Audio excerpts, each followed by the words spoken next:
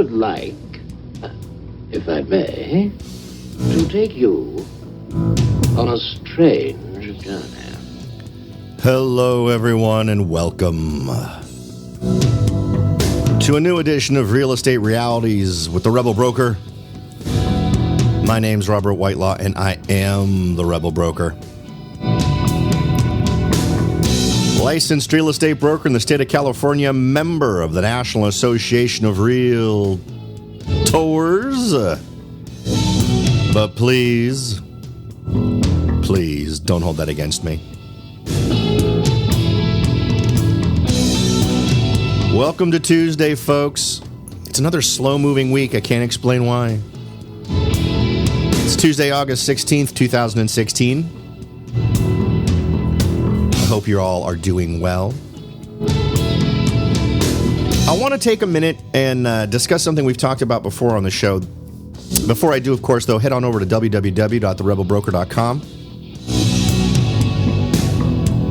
There you can find a new link. So I've had a couple of folks contact me and let me know that they had some trouble using the floating Contact the Rebel Broker button in the upper right-hand corner. They were getting some sort of weird errors when they tried to send me a message. So I have wrapped the Contact the Rebel Broker link into the menu now.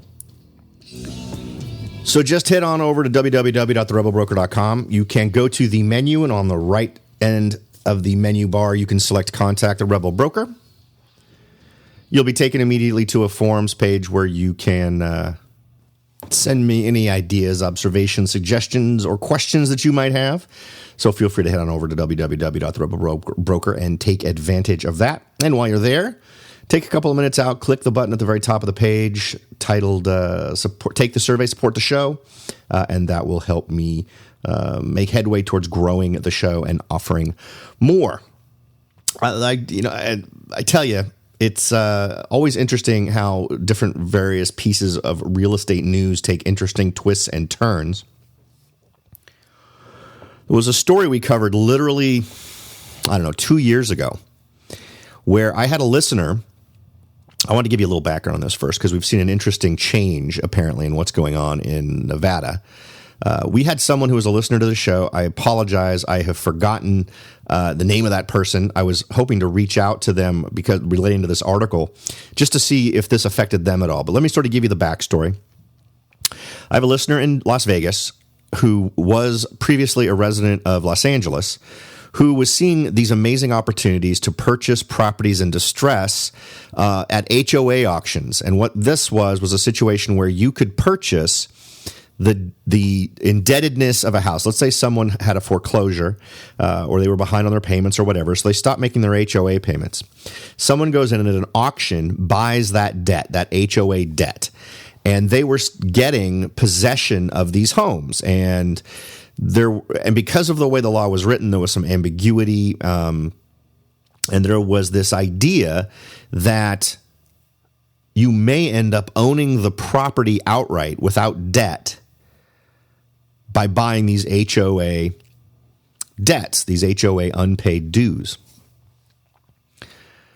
So this guy had liked this prospect enough that he actually moved out to Las Vegas to take advantage of it, and was buying these things left and right with the idea that there was really no downside. You could buy one of these places and you would get possession of the home.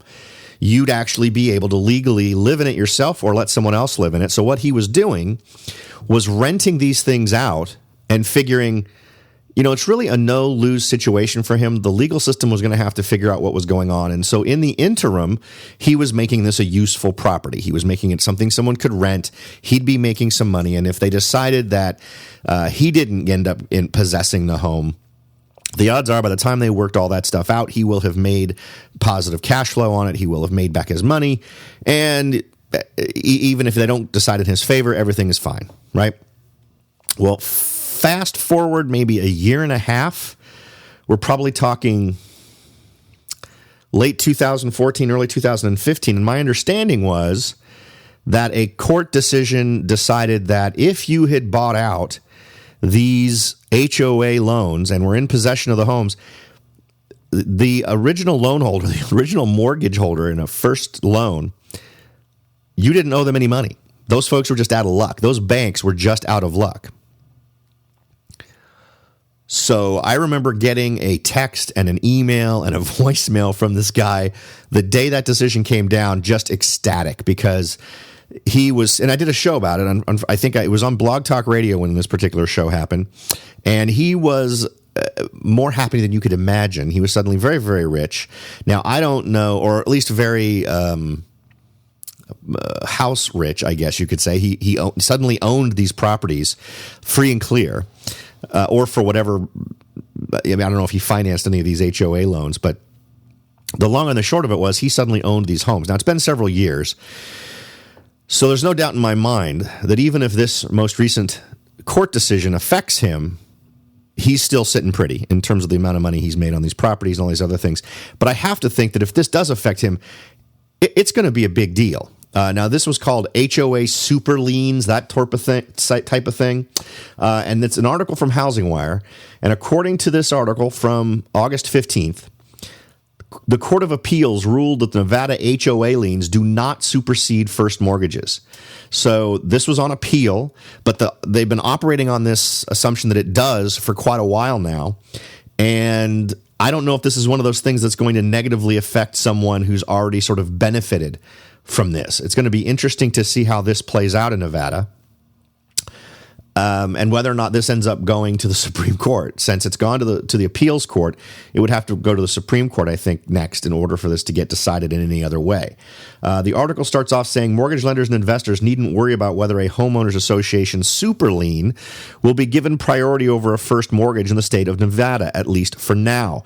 According to an alert published Monday by Ballard Spahr, the Ninth Circuit Court Appeals ruled last week that an older version of Nevada's law, which previously gave super priority status to HOA liens, is unconstitutional. In a 2-1 decision, the Ninth Circuit Court overruled a 2014 decision from the Nevada Supreme Court, which held that foreclosure of a super lien for HOA assessments can extinguish a first mortgage. Now, that's the decision that specifically was what got my guy so excited, because this basically gave him ownership of all these properties that where he had purchased these super liens for HOA assessments, which then extinguished a first mortgage.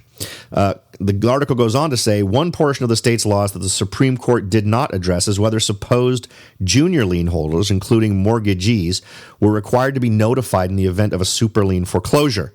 Specifically, the ruling deals with an older version of Nevada law that was amended by the Nevada State Legislature in 2015. Under the older Nevada law, homeowners associations were only required to notify lenders of a foreclosure if the lender requested to be notified, which is very odd. I mean, this is one of these things that could only happen in Nevada, where it just seems bizarre to me that someone can issue a foreclosure of any kind on a property and the rest of the interested parties don't get a notification. And these are all notifications that should be in county records. If you're someone who has... Normally, if you're going to say, I'm going to foreclose for some reason, you put a lien on it, it becomes a cloud on the title, right? So how this stuff went unknown in Nevada, I have no idea. I'm not totally familiar with the intricacies of Nevada law relating to this. But it's going to be interesting to see how this affects folks who have already had this stuff taken care of. Now, I would bet that this isn't going to be a retroactive thing. If someone like the listener to this show benefited from this, managed to get possession of this property, I can't imagine people are going to be able to come back and then argue that he now doesn't own them. I think that's one of those things that you can't tend to do. I actually think that's an illegal thing, but you can never tell what folks may try. So I think folks who benefited from this back when we talked about it originally are free and clear. But clearly this is going to close this up so that this isn't going to happen in the future in Nevada.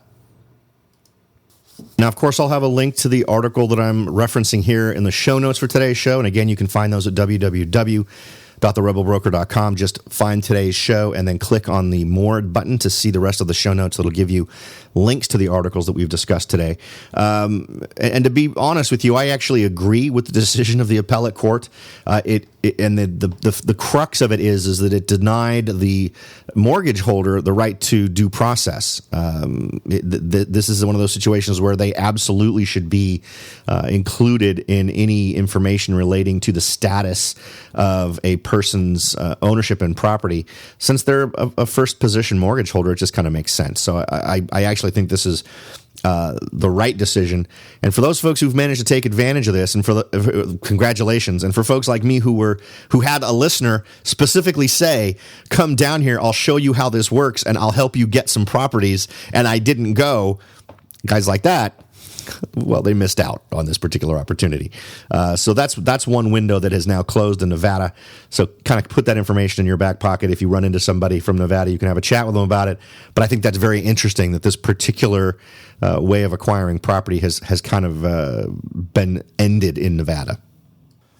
Right after a quick break, we're going to talk about a very strange development in the San Francisco real estate marketplace. So stay right there. We'll be back in a second. Are you ready to jump in and start your search for your first investment property? Maybe you've decided that it's time to own your own home, or maybe you're ready to sell your home and move on to something new. No matter what your goal is, the Rebel Broker can help. That's right, aside from hosting this show, I am also the owner, broker of Whitelaw & Sons Real Estate Services right here in Silicon Valley. With over 25 years experience serving Silicon Valley, Morgan Hill, San Martin, and Gilroy, I or one of my great agents can help you achieve your goals in real estate. So if you're ready to look into taking that next step towards achieving your real estate goals, point your browser at www.soldbyrobert.com. That's www.soldbyrobert.com and get in touch. Let me show you how I will earn your business and your respect. Again, that's www.soldbyrobert.com, or you can call me at 408-852-0525. California Bureau of Real Estate ID 00984-909. Welcome back, folks. A quick and bizarre update in the San Francisco marketplace. And this is a number that isn't horribly surprising. I think the scale of it is what's most surprising. But during the first half of this year, single-family home and condominium sales dropped 10.3% from the same period last year. That means that home sales are currently at their lowest point since 2008 in San Francisco. Now, of course, this does not have any effect on home prices. Home prices are still at the insane level that we've been tracking now for months and months. But this just goes to show you how little supply there is. The supply is just ridiculously low. This is not because folks don't want to buy. And some of it may be. I have my doubts simply because prices aren't going down. That would indicate they've flattened a little bit, but they haven't gone down. It may also have to do with folks deciding these prices are too high and they're moving on to other marketplaces. But this is an interesting one, and it really brings home the fact that it's the supply that's really causing a problem. Let's see. Property Radar's Madeline Schnapp had this to say, quote, "It's no surprise that sales have slowed in the Bay Area. Median home prices in the Marin to Santa Clara corridor top $1 million. San Mateo County hit a confounding $1.26 million in June of 2016. Prices continue to rise, but have definitely slowed from the double-digit increases of 2013 and 14. The decline in sales suggests that prices may soon top, perhaps as early as next year." Now, we've talked about on this show where we expected things to go in terms of prices. And the thing we've been anticipating most is a flattening. Basically, a point where, because here's the other part of it. Despite the fact that we have these really strong influences relating to supply and demand, amazingly, there seems to be some level of rationale on the part of the buying public. The last time we were in a place like this, things went crazy. It became a feeding frenzy. You have to think back to 2004, 2005, 2006, where it was insane. I mean, people just kept bidding stuff up and up and up and up. There was no conscious understanding that prices could possibly go down. It seemed like an impossible occurrence, something that would just never happen. So people just really went nuts. This time, I think that memory is at least fresh enough for most folks that when it gets to a certain point, they just push away from the table. Say, I'm done. I'm finished. And what we've seen in the marketplace in terms of the directions things go seems to bear this out. We see a drop in the San Francisco marketplace. So what do we see in the surrounding communities that are less expensive? We start to see a little bit of a blossoming in the amount of buying that's going on. And that has even stretched out further as people have sort of continue to migrate away from the epicenters of really where they want to be based on the prices of property. So that's a comfort.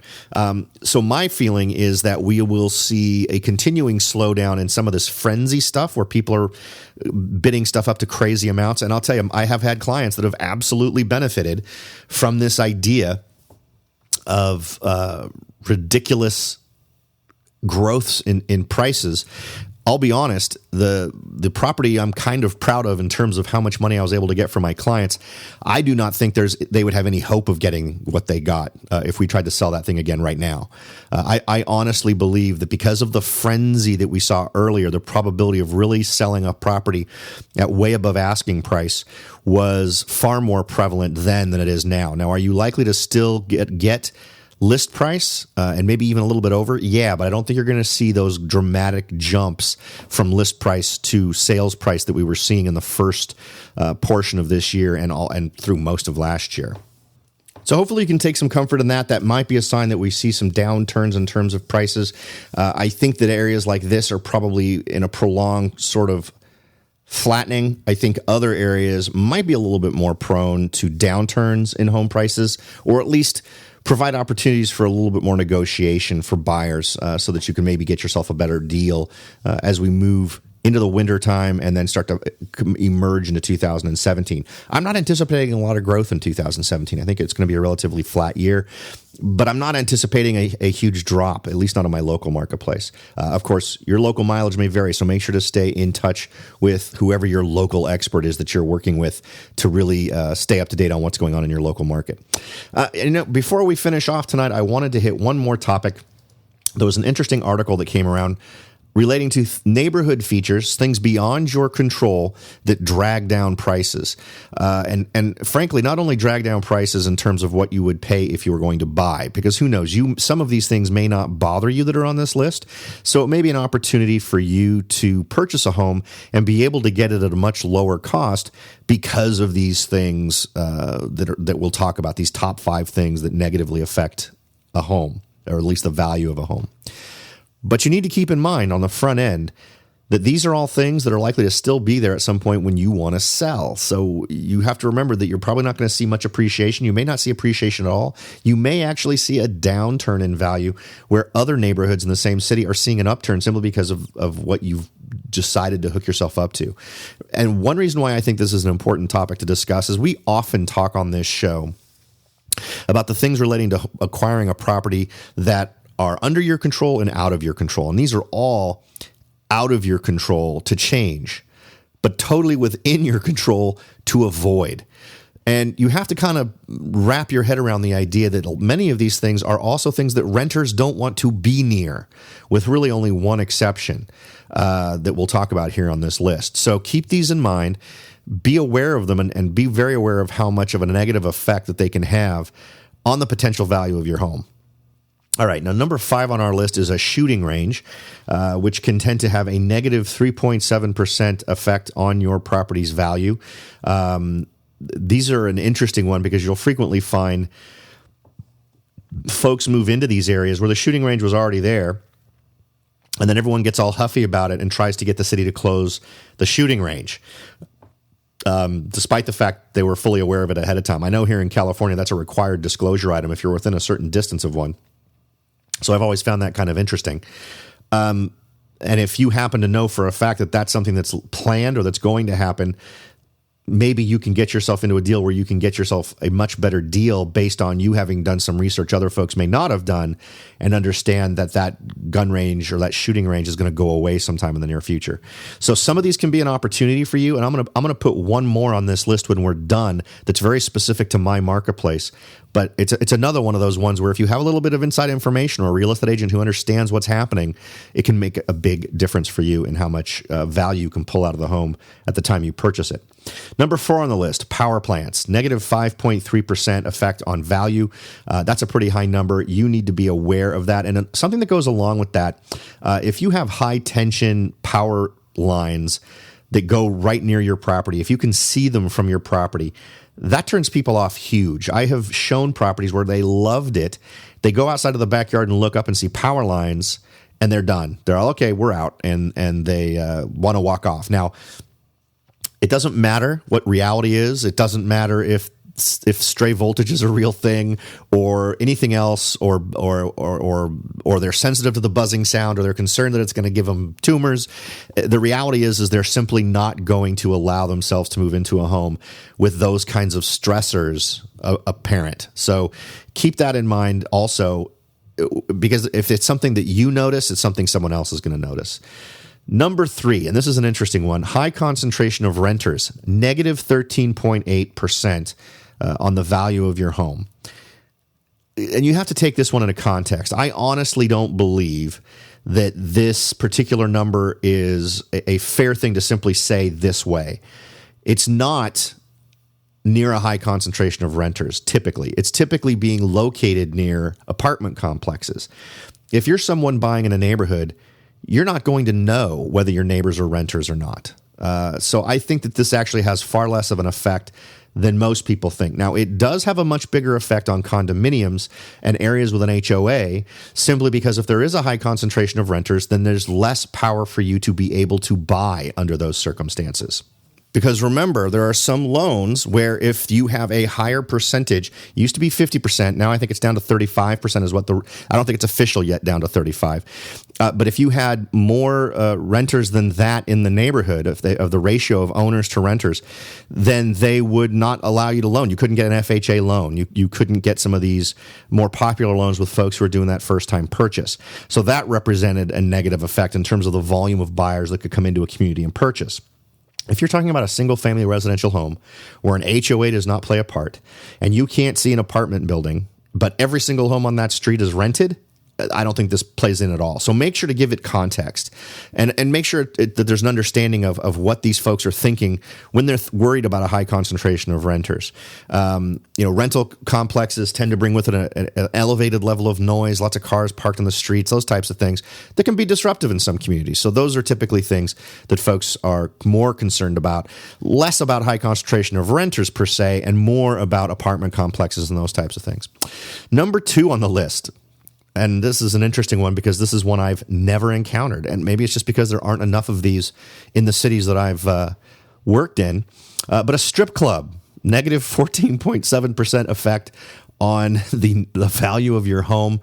I'm trying to think when the last time I even saw a strip club. I think there's one in San Jose, but I don't know. I honestly don't know where one is. I understand that Atlanta has a lot of them, and I know I saw a lot of them when I was in Florida, but that's a pretty big number, and I don't think there are any exceptions to that. If there's a strip club just a couple of blocks away, that's clearly going to have a negative effect on the value of your home. Number 1 on the list, and one we've talked about over and over, is bad schools, a negative 22.2% as far as its effect on your home's value. So that's a huge one. And I always encourage my buyers, even ones without children, even single folks who may not be thinking thoughts of having kids at all, to make sure to buy in an area where they at least have a average ranked school. You don't want to buy, no matter what your plans are. You may despise the idea of having kids. You may never want to do it in your entire life. But if you ever actually want to sell your home, buying in a better school area, or at least an average to above average school area, is going to pay off. It's going to do a couple of things. One, it's going to preserve the value of your home. Number 2, it's going to ensure that when you go to sell it, you're going to be in the best possible position to get more for it. So just keep those kinds of things in mind. Even though they're things you may not be worried about, at your core, you are worried about preserving the value of your home. And something like this is also very important. Now, here's another thing that I want to throw out there that isn't going to show up on a list like this, because a list like this is all about what's going on across the country. It's the national things, or the top 20 metro areas, those types of things. What you want to pay attention to is, what about the ground truth? What is happening right in the community where you're looking to buy? Morgan Hill is a perfect example of that. Morgan Hill I've always referred to it as the mushroom capital of the world. Now, there is some place in Jersey that claims to be the mushroom capital of the world, and they are horrible, despicable liars. It is Morgan Hill. I doubt Morgan Hill could claim to be anymore. We used to have tons of mushroom farms, not so many anymore. But there is a thing here in Morgan Hill called the mushroom cloud. Now, let me give you a little bit of an insight into what that is. I want you to imagine the worst smelling manure that you have ever smelled in your entire life. Then I want you to blend in fish heads, maybe just a hint of vomit type of smell. That is the fertilizer that is used for mushrooms. And the stuff gets rotated and on a semi-regular basis, so it refreshes the stink. And here in Morgan Hill, there are 2 or 3 areas that have a mushroom cloud where you will smell it, and it will nearly make you retch. It is so bad. Now, one of the things I provide as a service is I make sure to expose my clients to what the mushroom smell is. There are 2 current farms that I'm aware of that are contributing primarily to the mushroom smell. So I drive my folks right to those areas, and I ask them to get us out of the car. And if it's a light day, I say they'll catch a hint of it, just a slight whiff, and I'll say take that smell and multiply it by 1,000, and that's what it is on a bad day. So, and I'll explain to them the areas where the mushroom smell is very predominant. Now, let me give you an example of how ground truth can really pay off for you. We have a Ford dealership that's right off the freeway here in Morgan Hill. It also happened to be ground zero for just about the worst mushroom cloud in all of Morgan Hill. And here's the interesting part. It also hovered over the #1 elementary school in Morgan Hill called Nordstrom Elementary School. And when I took my firstborn son to kindergarten class, it was a mix of hugging him with one arm and holding my nose with the other, because early in the day, the mushroom smell was horrible. And my kids had to deal with it. Now, the next street down is the street that borders the freeway, and that is where a Ford dealership was. Right across, and it was amazingly stinky there because the Ford dealership was even closer to this mushroom farm than Nordstrom Elementary was. They decide to build brand spanking new townhomes right across the street from the dealership, again, one step closer to the stink. Lo and behold, so people end up finally buying it. It took forever to get these properties sold because of the stink. The stink was there all the time. Well, I happen to know that the mushroom farm that was slated, that provided the stink primarily for that area, was slated to close. I'm pretty sure I was one of the few who knew that, but I was telling my clients this. I was saying, listen, this has a huge stink. I can't guarantee this stink is going to go away. But I can tell you that mushroom farm, which is the primary source of this smell, is going to be closed within the next year to 2 years. And if you can last that long, the value of your home is going to jump dramatically. And the attractiveness of it will jump dramatically. So not only will you likely get more money, you'll get tons more interest in it because it's ridiculously well located. You've got the top elementary school in Morgan Hill right there, walking distance away. A great commute because you're one right-hand turn away from being able to get onto a road that'll take you right to the on-ramp. What happens 2 years later? That mushroom farm closes, it gets torn down, and some other construction starts going on there, and the smell goes away. So all of these folks who benefited from that, right? Suddenly there's no smell, so suddenly it's a more attractive property. If you can get that kind of information, and this is where knowing your local markets, or even if you don't, remember, we've talked a lot about going out and sort of exploring areas of opportunity. That one thing about this show that I try to extend to everybody is the idea that we're throwing around a lot of these numbers relating to different communities as an opportunity to explore different areas of opportunity for you. If it's an area that you like and you've always often thought it might be fun to go and visit, why not go visit it, find yourself an investment property, and turn it into something that you can do regularly while you're also making money off of renting it. So, teaming up with someone who knows the area for you can potentially save you money and put you in a position to take advantage of upcoming changes. Now, let's say you want to do some of this on your own. Check out the master plan from the county and city and find out what the plan is, where they're going to be building the next big roads, where the expansion is going to be going on. If you tend to purchase in areas around that or strategically relating to those growth patterns, these are things you could take advantage of that will enhance the value of your property, particularly if you can get some insights into the type of properties that are going to get built around the property you're buying. So keep that in mind as well.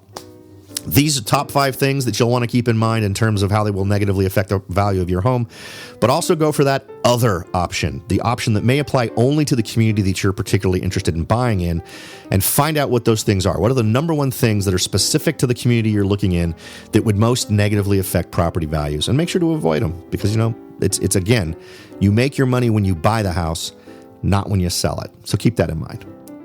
All right, folks, I do appreciate you making the show a part of your daily routine. If you could head on over to the site at www.therebelbroker.com, go ahead and click on Take the Survey to support the show, ask and answer those 5 to 7 questions. You'd be giving me a big chunk of support, and I would absolutely appreciate that. As always, thanks for listening. I'll talk to you all next time.